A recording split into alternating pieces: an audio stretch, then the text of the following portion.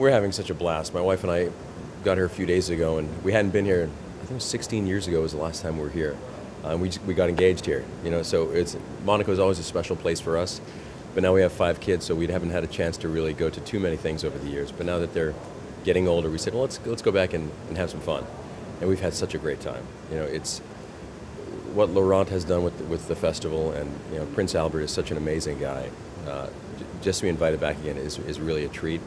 But to see old friends, lots of actors I hadn't seen in some time, and Mariska and everyone else, it's been really so much fun. And then just I went up to Eza yesterday and had a great time there at the Chateau, had a beautiful lunch with my wife, and then came back here last night and did some, you know, at the parties and such. And then to go to see Sammy at SAS last night. It's just been really a fantastic week thus far. What kind of TV watcher are you at home? What kind of things do you like? Well, with 5 young kids, the TV that I watch is generally not the TV that anyone here is watching. You know, I'm still knee deep in Teletubbies and Paw Patrol and shows like that. And it's funny. Everyone thinks that Neal MCDONOUGH is such the villain guy, but at home it's completely the opposite. So when I'm not working, I'm with my kids or my wife, or I'm coaching them in sports. So I don't get to watch a lot of television. I think maybe I've seen 1 episode of something that I've done over the last 10 years because I just don't have time. It's like, everyone says, why don't you watch your stuff? Well, I was there the day filming it, and I know what it's like. So one day maybe I'll go back and I'll look at some of the things that I've done. But more importantly, to see, I was saying to someone earlier, I would love to watch Breaking Bad, but I haven't had a chance to see it because I know if I start, I'm not going to stop. You know, I want to see the whole series, and I just don't have the time for it now. So I'm just so fortunate and blessed to work as much as I do with all the shows that I'm on, that at some point I'll go back and watch some of the things I would like to watch. What's been the most fun for you in playing Damian Darhk? He's just so delicious. You know, playing Damian on Arrow was great. It was a different tone from Legends of Tomorrow. He was very serious, but that's the tone of Arrow. Where Legends, when they let John Barrowman and myself loose, we really started to create just fun comic book characters.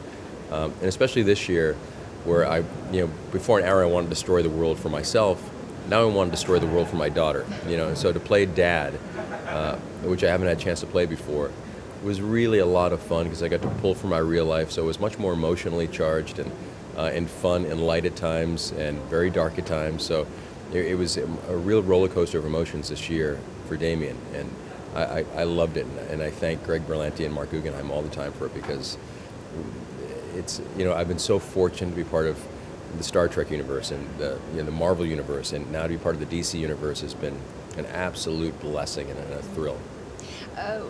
What's one day, when you look back at your career, one day on a shoot that was particularly memorable, particularly funny? I mean, do you have a favorite story you'd like to tell?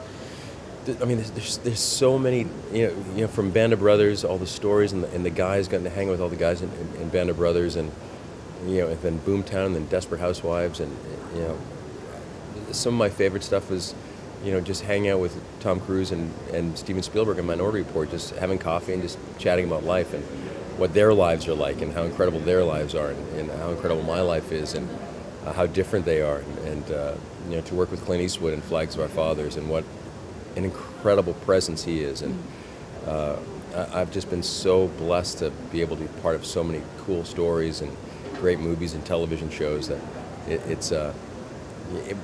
I think if I stop and think about it, I'll probably I don't know. I don't like to think about it too much. I kind of consider myself a shark that goes from, you know, show to show and don't stay in one place for too long.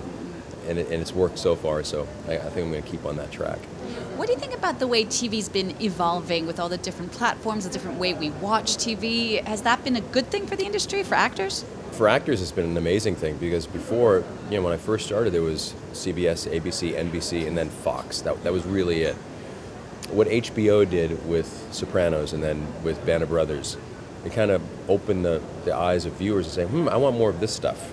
And so now with, you know, flat screen TVs and surround sounds at home, you don't really need to go to the cinema as much as you used to. You can be truly entertained by great shows at home. And I think it's really lifted what the writers do on television now. Instead of kind of that cookie cutter type of show, now you can really expand thoughts and ideas, and You know, a lot of it is because of guys like Graham Yost, who wrote Band of Brothers, but what he did for Boomtown, which I was on, and then Justified and shows like that, that opened the way for lots of shows. And now you look at this new show that I have, Blue Book on History Channel, which comes out this year. Those shows would never have been made 10, 15 years ago. Now there's so many different outlets and there's so many shows that for actors, this is our heyday. There's not like 10 shows on TV anymore. There's 100 shows on TV now. So for us, it's really quite wonderful, and for writers even more so. They get a chance to expand what they've wanted to do or try new things instead of having to worry about what all the networks need or what you can't or can say on networks. Now you can just let loose and say whatever you want, and it's because of shows like Sopranos and the such that really open the doors for all these great new shows.